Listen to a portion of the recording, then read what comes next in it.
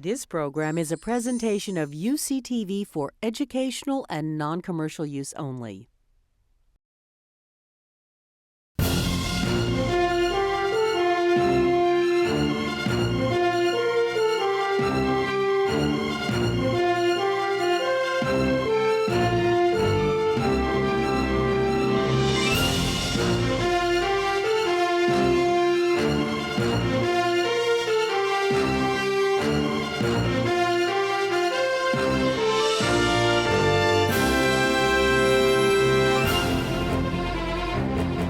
Bruce Ackerman, welcome to our Legally Speaking series. Well, thanks for having me. It's a pleasure to be here. Your latest book is entitled The Decline and Fall of the American Republic. This is not a happy book. You're talking about the modern presidency and how it has become dangerously powerful.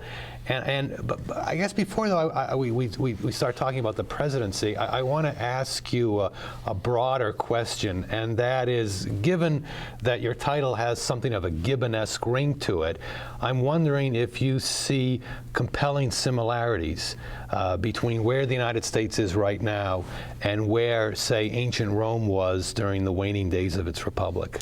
Well, on the one hand, I don't buy into the thought of pervasive social decadence in America. I am not a gloom and doomer so far as that's concerned. I think that Americans are more educated, more dynamic, more creative, more equal in many respects than they've ever been before. So I don't take a dark view of American society, but I do think that there is a parallel with the Roman Empire. The Americans began, the American Republic begins on the fringe of civilization, just as Rome did. Mm-hmm. It begins as an anti-bureaucratic state. When Frederick the Great in Prussia is already declaring himself the first civil servant of the state. The American Republic at the time it moves to Washington, D.C., had 2,500 officials. The large majority being customs people. The idea of a bureaucratic authority, the idea of having a major standing army and the like that we take for granted today would have struck all of these people as a recipe for the decline and fall of the American Republic. Mm-hmm. That's why I want to begin my constitutional work not with this kind of idolatrous bowing down to the founders. It's another similarity to the late Roman Republic and early empire, that suddenly there is this, myth of greatness at the founding, and that we have fulfilled their ideals.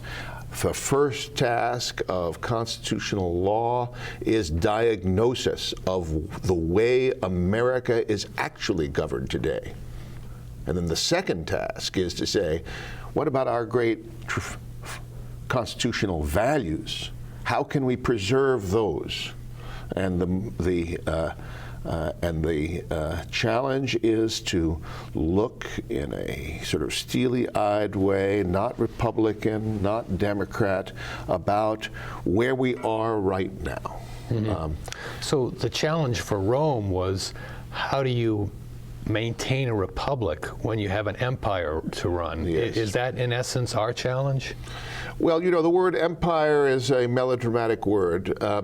I'd say that the challenge for us is, how do we retain a republic with an enormous military establishment, number one?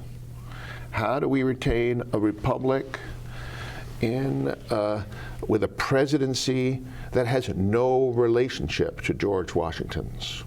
George Washington was a revolutionary hero. He was sort of like Nelson Mandela, Charles de Gaulle. He was a Republican general who ran an insurgency, but didn't take the path of dictatorship, military dictatorship, as so many insurgents of this kind do. He didn't get elected on a platform. He got elected on character. That is to say that he went back to... this was before the time when parties had emerged. Completely right. Yeah. Completely right. And so what happens in the revolution of the presidency, which begins in 1800, and I wrote a book about this called The Failure of the Founding Fathers. The failure is they didn't anticipate how parties suddenly would transform the presidency into an office with a mandate from the people. And in the cases of Jefferson, Jackson, Abraham Lincoln, his mandate generated the Civil War. Tiny mandate. Tiny mandate. 39.9%. Completely right. Completely right. Why? How did that happen? Is because the founders didn't design the selection mechanism for a party system. Right. You see. Then we have William Jennings Bryan, who loses. But nonetheless, so by the time we get into the 20th century, the notion that the presidency speaks for the people, something that the founders tried desperately to make impossible. They knew that this kind of plebiscitary presidency was sort of like Julius Caesar. They thought a lot about Rome because, of course, there were no republics of significance at the time of the founding. They wanted to avoid Cromwell. But a vocabulary, despite their best efforts to sort of defuse the presidency with his electoral college and all this, the presidency is this institution with a mandate from the people. Woodrow Wilson. But of course, he is defeated in his dream of the Treaty of Versailles. Then we have Franklin Roosevelt, who successfully and really founds the modern republic, and Ronald Reagan, who is the last president of the United States who uses the office to put on the table a new constitutional agenda. However, what's also happened is the transformation of the party system and the transformation of the media system. So this and many of the other changes I'll be pointing to really only begins in the 70s and since Richard Nixon, and is only with Bill Clinton and George Bush and Obama really kicking into high style. Do you think that it's our place in the world that has led to this dangerous, powerful presidency, or is it the other way around? What's the chicken here and what's the egg? I think there are two things happening. We were pretty much a pipsqueak at the time of the Civil War. And yet we already see the seeds of what I call a movement party presidency. Abraham Lincoln. We were not a great world power. We didn't have a great army and the like. So there are several pieces of this puzzle that we have to put together to understand our present predicament. And so far as presidential selection is concerned, that's the first piece of the puzzle. The modern method of selection really begins only in 1972 with the Democratic Party insisting that the primary system, which was an element that comes in from the progressive era of the early 20th century, is now going to be the exclusive method, basically, of selecting a president. Now, what that does is open the way for extremist presidential candidates. And yet, when you look at the candidates that have emerged during those years, they've been, for the most part, rather moderate. Completely right. In fact, in my lifetime, the only radical that I can think of who was ever nominated by a major party was Barry Goldwater. Well, I think that this is fair. What my approach in this book is constitutional institutional. Let's just look at these institutions, see how they have effects. 40 years is a short period of time. The 40 years is 10 rolls of the dice.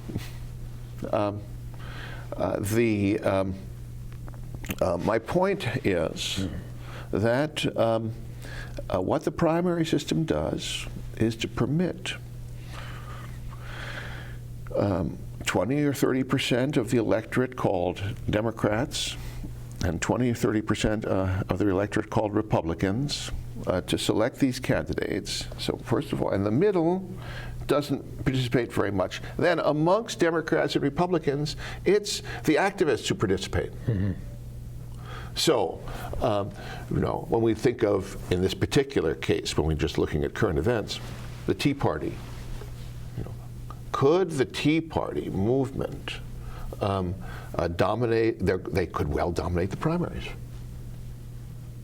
Well, you have Obama this time, who is, especially now, a centrist sort of fella. Mm-hmm. But sometimes you could have two non-presidents who are going to run for the office. There is this structure for extremism. And Obama himself is an indicator in that under the convention system, which was the dominant system of presidential selection from 1832 to 1968, Hillary Clinton would have been the nominee. And notice that Obama gives his acceptance address before 70,000 screamers at a football stadium. Only happened once before John F. Kennedy for various reasons, but forget about what he says. This is not healthy. But he's so moderate. That's right. Good luck. Good luck. Don't be fooled. Good luck. You see, yeah. But this is not, we're not talking about people. I'm not interested in John Yoo or Obama. I'm interested in the institutions that make it possible. When we say that Sarah Palin or some other person on the hard right, or next time around, a person on the hard left has a real chance, that's a very new development, and it's made much more possible by the internet. It used to be, even with the fall of the convention system, basically in the invisible primary, the year before the primaries, the leading candidates went and hustled for money from the established powers and tried to recruit people who could, the leaders of standard groups, Democratic state parties and the like, to recruit people who will help on the polls. Mm-hmm. Now, as Obama and even McCain show, mm-hmm. the internet is a tremendous source for activists and for funds. Mm-hmm. So that's point number one. Point number two, which is complementary, is the rise of media manipulators. Before 1976, with Jimmy Carter, there were no media manipulators in the White House, paid professional media manipulators. Pat Caddell was the first one. So we put together two things here. We put together the possibility, happily, not the reality, but really, Sarah Palin would not be a serious anxiety. Well, she's maybe going downhill right now, but a Sarah Palin-like figure would not be a serious anxiety under the convention system. Is she a serious anxiety at this point? Well, I leave that. This is politics for you to. Right. But someone like that, a charismatic extremist, can become a nominee. That's the key thing. Obama is a centrist. Of course, we don't know, after the next terrorist attack, we don't know what he's going to do. But as presidents come, he's a constitutionalist, he's a legalist, he's a centrist. This is good. And it makes me wonder. However, the first argument suggests that you shouldn't count. My first argument about the primary system, the media, et cetera, you shouldn't count on this. Second,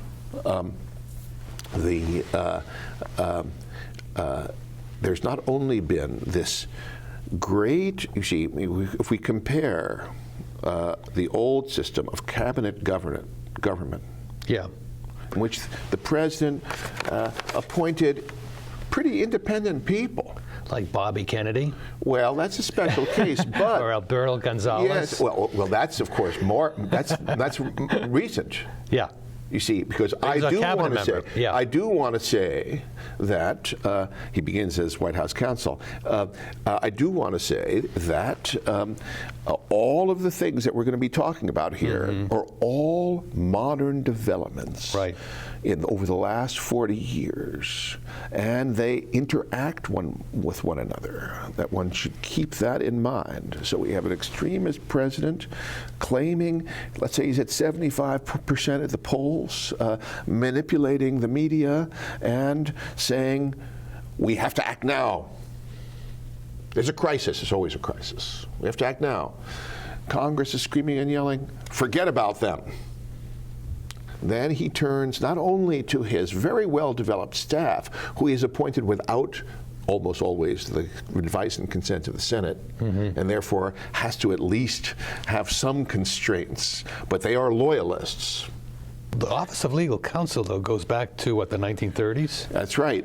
What's changed about that? Why is it suddenly more, why is it now more dangerous than it was? Yes, until the 1960s, the Assistant Attorney General, who was in charge of the office, and one other, was a political appointee. The other 23 were longtime civil servant lawyers.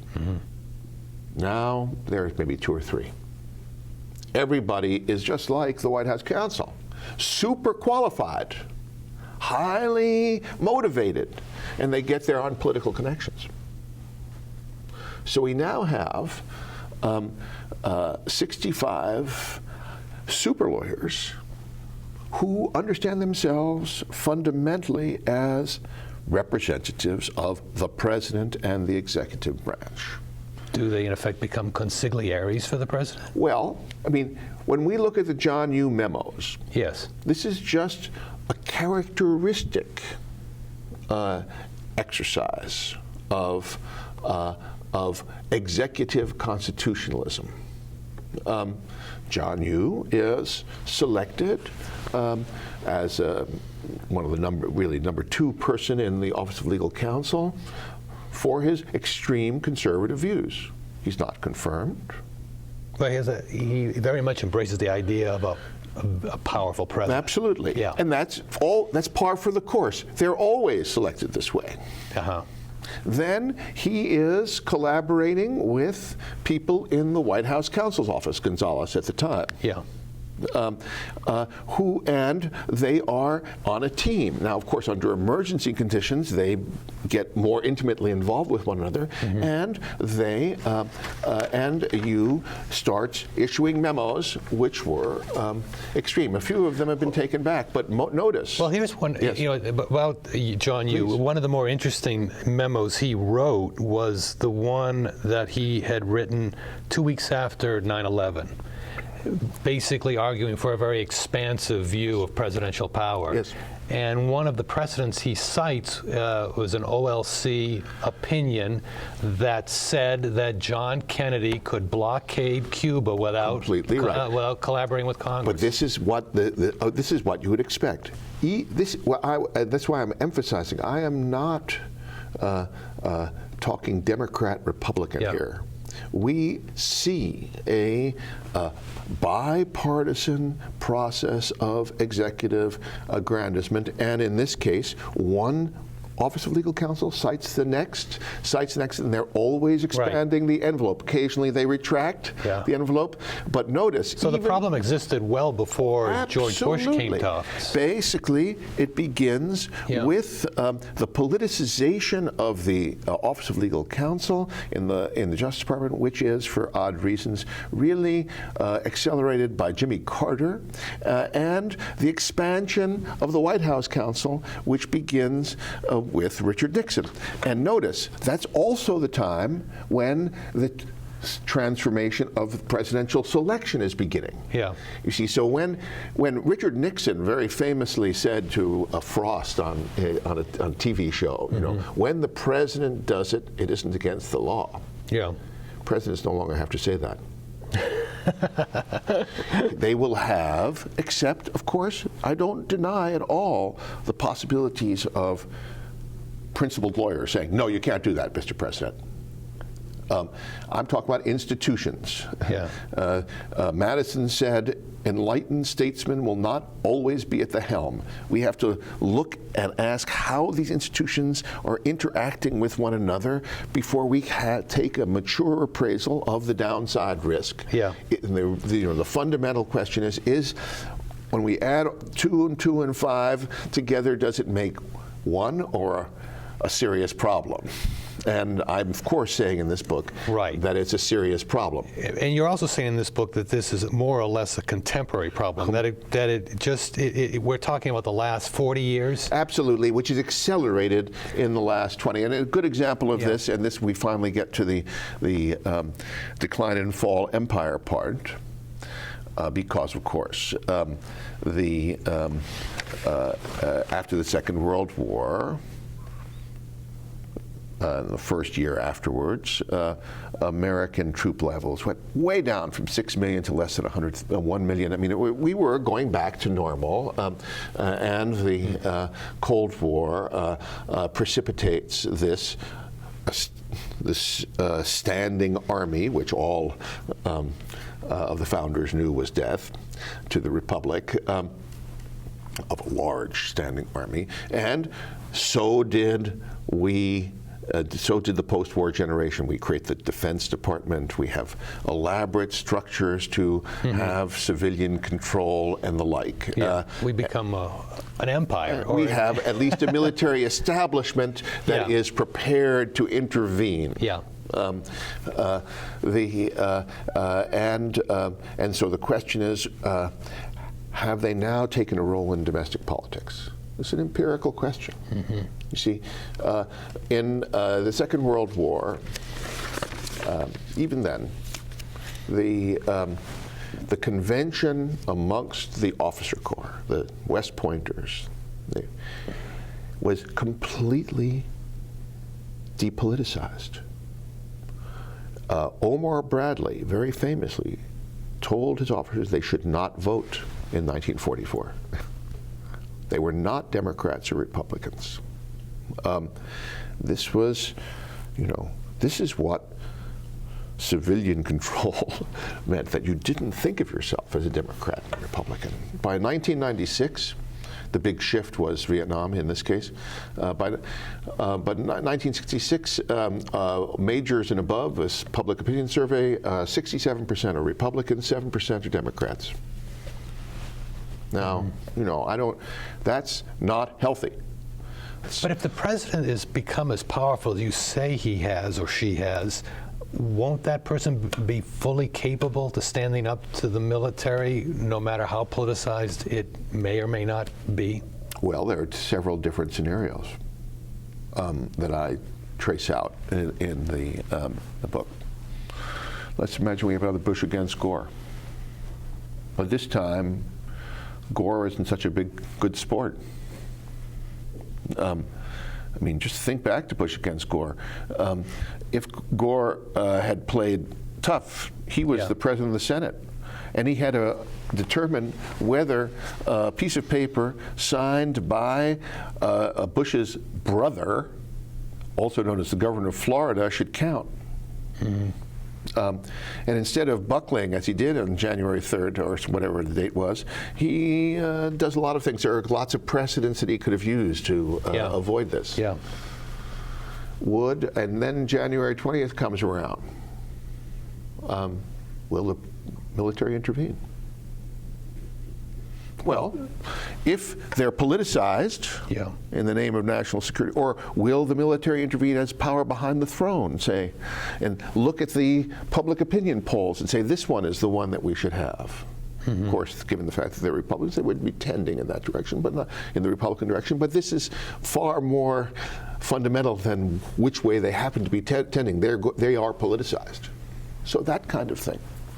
Second, if the president, if an extremist president is elected and has the next John Yoo generate the appropriate piece of paper which says we can act unilaterally and independent of Congress, and that's perfectly constitutional, how will the military decide these questions? So then of course there is a secondary point, which you see, for me, I'm trying to direct people's attention to the unhappy fact, and it's a fact that we have a loaded gun here, and we're playing Russian roulette. There's 6 cylinders. I can't tell you what the chance is. I guess but 1 out of 6. Yeah. Out of 6. Are you more worried about the president or the military? Well, that's a beautiful question. Both. Both. We can see, and you just have to look around the world, lots of pathological scenarios in which the military and the presidency, which one is boss, collaborate. If you have an extremist president, the military could end up being a constructive check. Of course. Worse yet for the future. Unless there is no future. No. Worse. You see, one of the paradoxes here is that Colin Powell's doctrine happened to be right. And then when Rumsfeld tries to reassert civilian control in the Defense Department, whatever else you want to say about him, and I don't have much on the merits positive to say about it, he was a civilian. What happens? There is something called the Revolt of the Generals. The retired generals, in collaboration with the politicized general staff, go public and say, get Rumsfeld out of here. And moreover, just after the 2006 election, they succeed. This is a terrible precedent, even though Rumsfeld was doing a bad job. So you're saying it's a worse precedent because the military was on the right side. Absolutely. And they're going to invoke it again. Look, we were, you don't live for the moment. I don't. I'm afraid. Yeah. Is that something about Yale law professors? I don't know. I have a problem, but nonetheless, somebody. I have the greatest job in the world. I'm not moaning and groaning about it 1 second, but that's right. I mean, my mission in life, apparently, has been to take the 250-year perspective and ask how American institutions have evolved. I'm trying to figure out what's going to happen next month. Yeah, I agree, but I am not. The important point is that this notion of civilian control of the military has been weakened by bad civilian leadership. Rumsfeld, and then we had McNamara, same kind of thing. Well, this is kept in not only in the military mind, but in the public mind. Colin Powell is viewed for various and sundry reasons as a leading statesman. And how did he get there? I can tell you, every aspiring general knows how he got there. He got there by intervening in politics. In 1992, he wrote an op-ed during the election in the New York Times telling Bill Clinton, you listen to the Powell doctrine. What did Bill Clinton do? He heard and he said, hey, hey, what do you say about becoming Secretary of State? Powell said no. But he saw that Bill Clinton wanted to preempt him from running against him in 1996. This is interesting. Then Bill Clinton takes Shalishkashvili. I apologize to him. That's good. You pull that off. And he didn't take him from one of the existing chiefs. Yeah. He took him from the next level because he was going to support his views.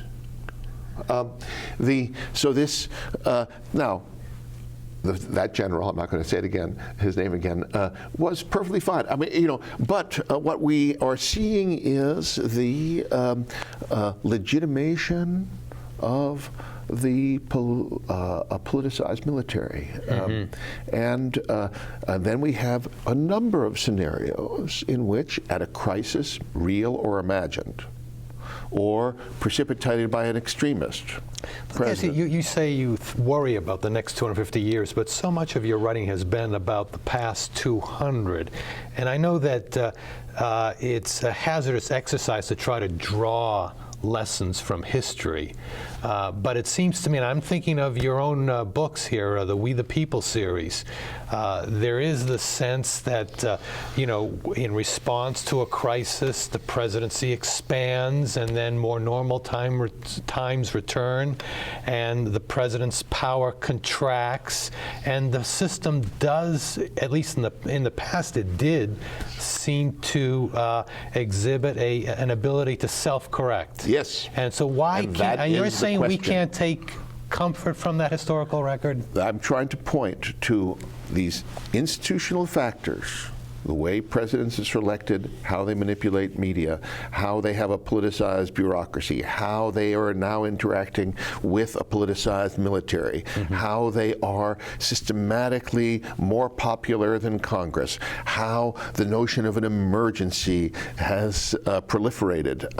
All of these things are developments of the last 40 years. This is not Richard Nixon's presidency.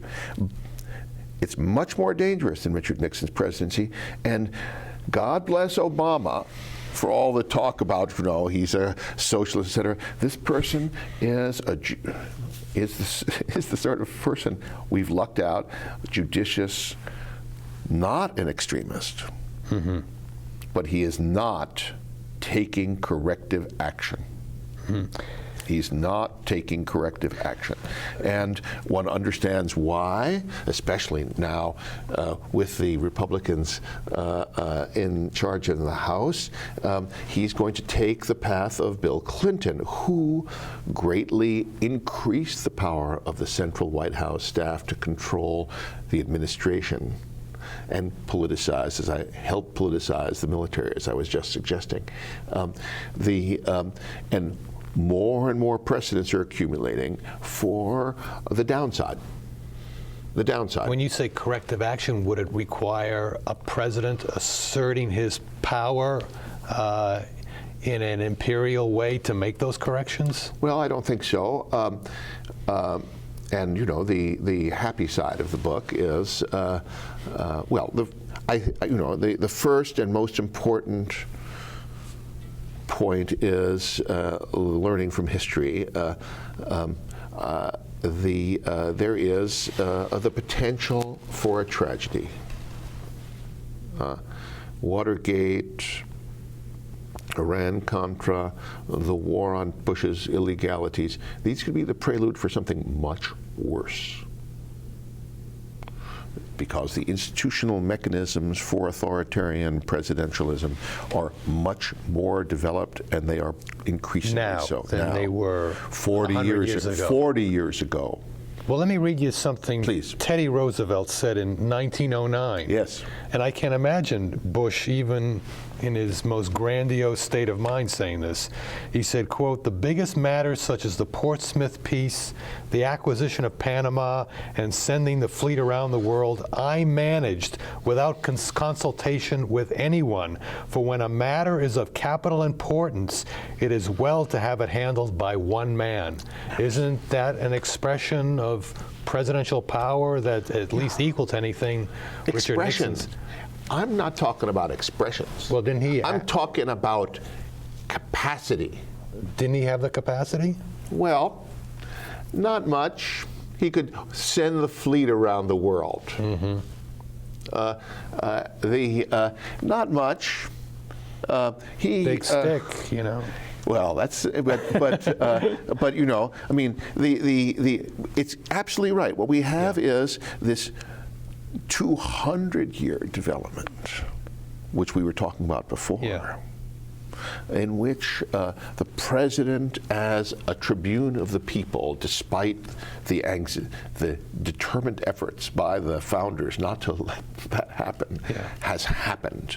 And this movement party presidency, which at the present time is more obvious right now, in this moment in time, on the right, with a movement party presidency. The Tea Party is nothing special. We have a labor movement party presidency in the Roosevelt period. We have the abolitionist Republican Party presidency, this Jeffersonian, you know, these movements from the country through a party, and the president saying it's a new era. This is nothing new.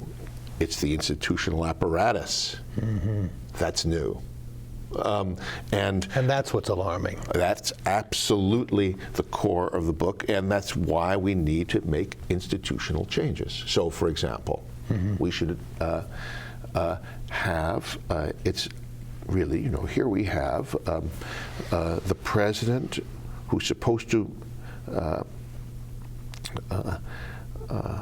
under the Constitution, meaning the text, is charged that he faithfully execute the laws.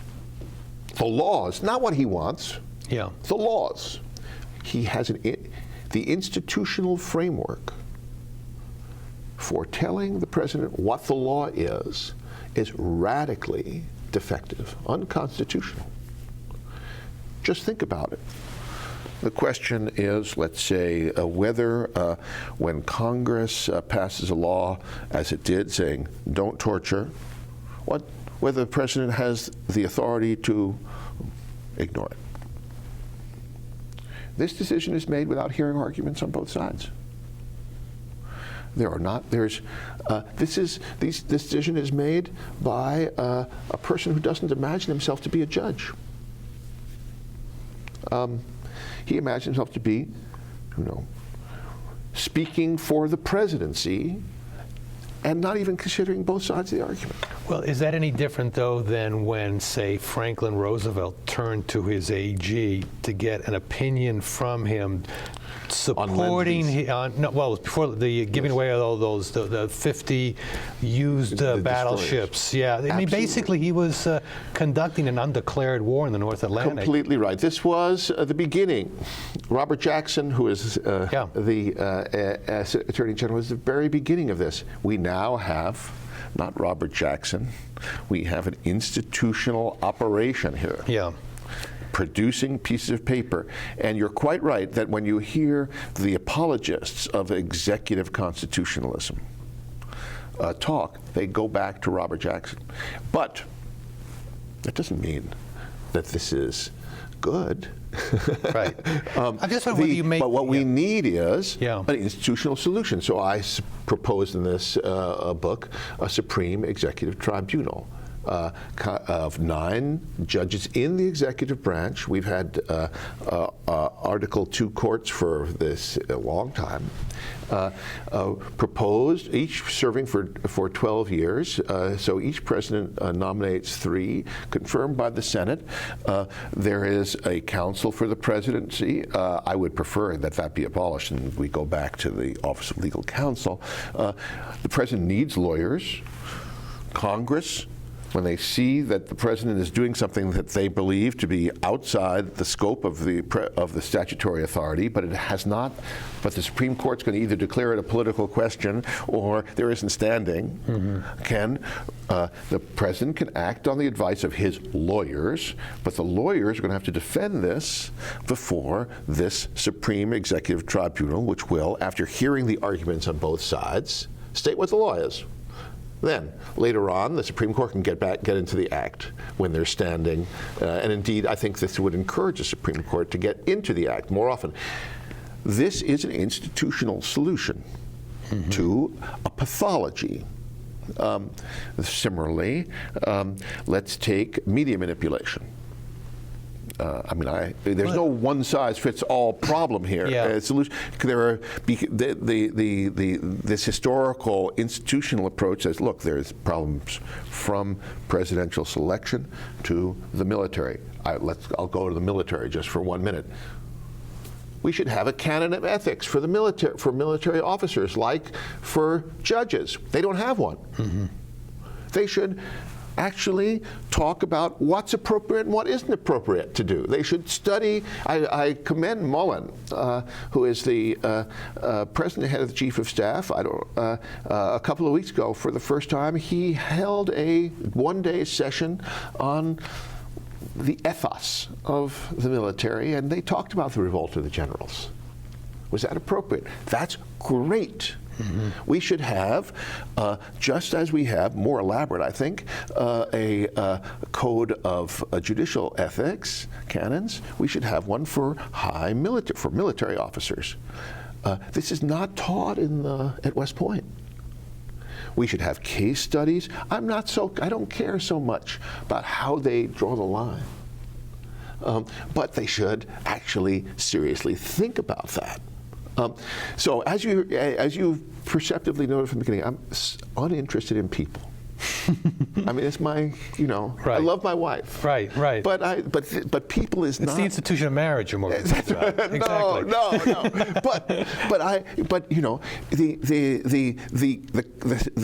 We have to. But I'm wondering, I've heard you talk about these proposals before, and you use the word Band-Aids to describe them.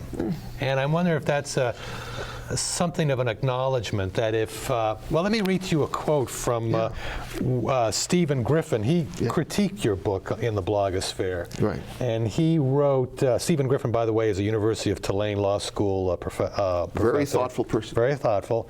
He said, before we accuse the presidency of being dangerous, we should face the consequences of global and militarized foreign policy that the U.S. has pursued since the Second World War. The essence of our difficulty is not particular to the executive branch or attributable to presidents with malign intent.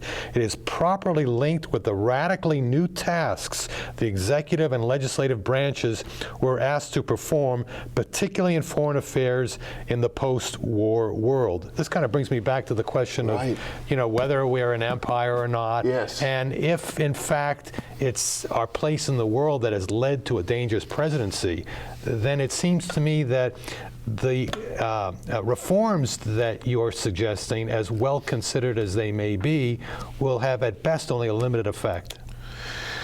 Life is a Band-Aid. There's no such thing. We're talking about government here. The idea that we're going to have the perfect government is fanciful. There's a serious downside danger. Is the downside danger exacerbated by the perceived understanding of that we have to have a permanent and large military? Yes, it is. It is increased. This is not a book about Bruce Ackerman's foreign policy. This is a book, actually, however naive, that's appealing to thoughtful Americans. Of course, it's another argument whether we should become, whether our foreign policy is over-militarized and the like. I want to say that however you come out on that one, If we have a standing army of 1 million or 1.5 million, we still have this problem. I also want to say that even if we reduced our military to a much smaller level, we would still have this problem. It wouldn't be as serious because we have an activist, regulatory welfare state. Now, if you say, let's go back to 1825, well, then we wouldn't have this problem. We would have big talkers like Teddy Roosevelt, or from time to time, and he would pound his chest and send the army around, and maybe he'd try to seize the Panama Canal, but I don't. He still needs. But then it wouldn't be much of a problem. But we have a very serious problem. There is a significant chance that it will, by chance episodes of persons and elections and crises, our system of government will spin out of control. Precedents are accumulating that facilitate this. We should do something about it. Now, I have my own band-aids, but of course, at the end of the day, we're not going to reduce the risk to zero, for sure. How am I to read this book juxtaposed against the books you've written in the past, like your We the People books, yes, which celebrate the power of the presidency, it seems to me, to a certain extent? You argue that the presidency, representing the will of the people, champions that will against the elitists, against the reactionaries, against the constitutional formalists. And I was led to believe, reading those books, that that was a good thing, yes, more often than not. So have liberals, have progressives to a large extent, since liberals and progressives were very much involved in that project, have they created a monster? Well, it's, let me put it this way. What didn't the founders foresee? Quite a few things. Didn't foresee a party system, and therefore couldn't foresee how the party system would transform the presidency into a highly partisan branch. They thought the House of Representatives was going to speak for the people, not the presidency. Didn't foresee bureaucracy, didn't foresee the rise of the military, didn't perceive the politics of unreason manipulated by scientists, media merchants of unreason. Scientifically. This is distressing because I heard Michelle Bachmann say on more than one occasion that these founding fathers were infallible. So this is concern. This is upsetting. Who do you believe?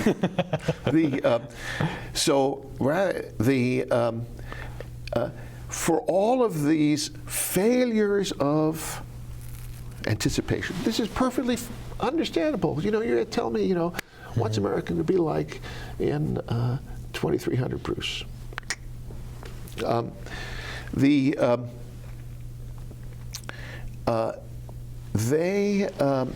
amazing thing about the American experience, as you were pointing out, is that despite these failures of perfectly understandable failures of divine omniscience, Americans have adapted their institutions time and again, and they sort of worked to vindicate generation after generation the thought that we still have control over our government. Now, what I'm understanding is that, and this is why I think that this turn to originalism is so profoundly unwise. The reason why we still have a Constitution of 1787 is by virtue of the creative institutional ingenuity of every generation of Americans, adapting, changing. Yeah. You mentioned originalism. I can't help feeling when I read your books that originalism is either incredibly, the kind of originalism that Justice Scalia espouses, it's either incredibly naive or intellectually dishonest. Is that overly harsh? Is that an overly harsh reading, or am I reading your books right? Certainly,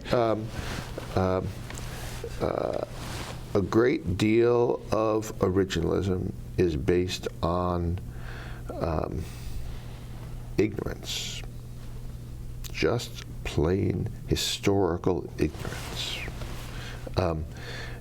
Justice Scalia is a bright man. He's yes, said so on many occasions. But of course, the question is not Justice Scalia. He can't do it by himself. He has to. He doesn't have time, actually, to recreate for himself the world of the founders or the world of Reconstruction. There's this. We need historians for that, and what originalist historians are narrow, look at a very small amount of Holy Writ without nearly the thoughtfulness of great historians like Bernard Bailyn or Eric Foner. So we have this kind of little machine that is constructing a legal fictional world which fuels the Scalias. Justice Scalia was actually on our program a few months ago, and he generated a little national publicity when we asked him a very leading question about the 14th Amendment, and he responded that yes, justices did go astray when they read into the 14th Amendment a prohibition against gender discrimination. But it seems to me in a funny kind of way, you actually go further than Justice Scalia, because you refer to the Reconstruction Amendments, which include the 13th and 15th as well as the 14th, as amendment simulacra. Right. Because they were not proposed and ratified in the way that the Constitution prescribes. That's right. Does that, in some sense, I mean, people reading that, I think, could logically conclude that they're second-class amendments for that and reason. Indeed, the Republican Party of Lincoln and Thaddeus Stevens was a vanguardist party. Yeah. Was way ahead of public opinion. We shouldn't be so surprised.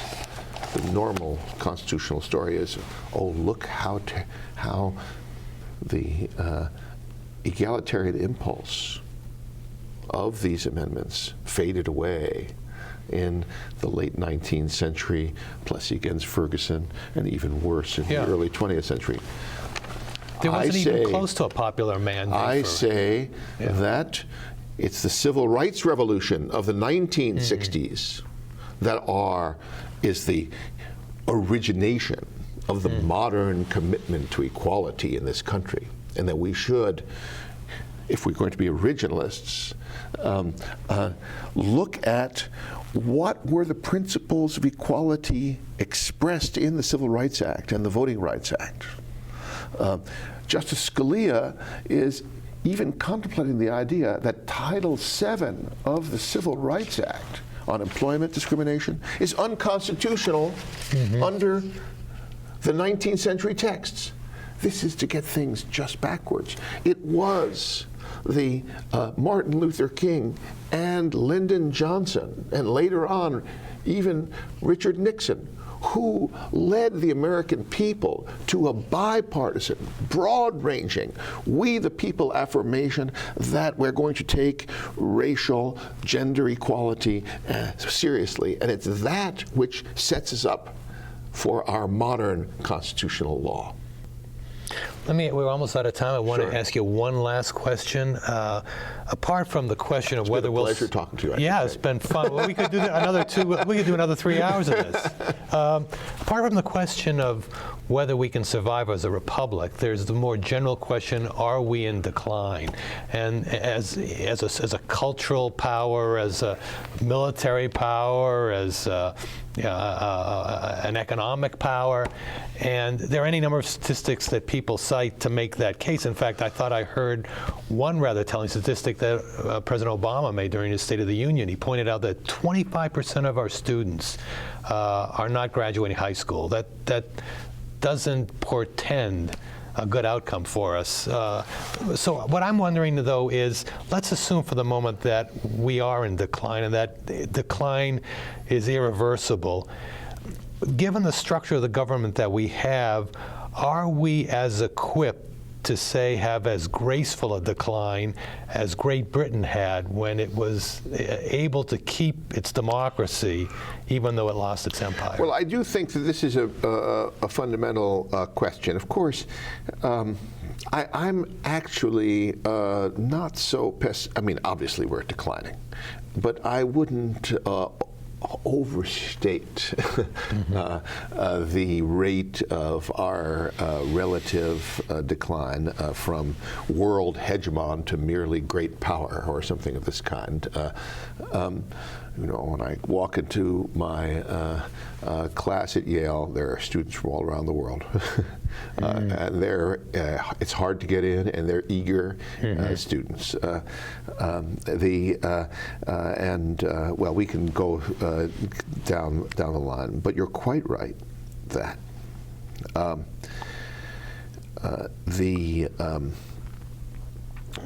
if, as I'm suggesting, the perception of crisis is a terribly significant, real or imagined crisis, is a great motor of presidential authoritarianism, as well as extremist reactions to our so-called decline, then our system is vulnerable, makes the management of decline a trickier business than the management of ascent. We've had a century of ascent, and now, and which we have more or less been winning. Now we have a century in which we're not going to be losing, but we're going to have problems beyond our control, scapegoating, people more screaming and yelling at one another. The structures that I'm describing interact with this kind of these psychological pathologies of perceiving that we have less influence than we once had in a very bad way. In a very bad way. I've been wrong before. On that note, Bruce Ackerman, it was such a pleasure. Absolutely. Thank you See very you again. much. Thank you.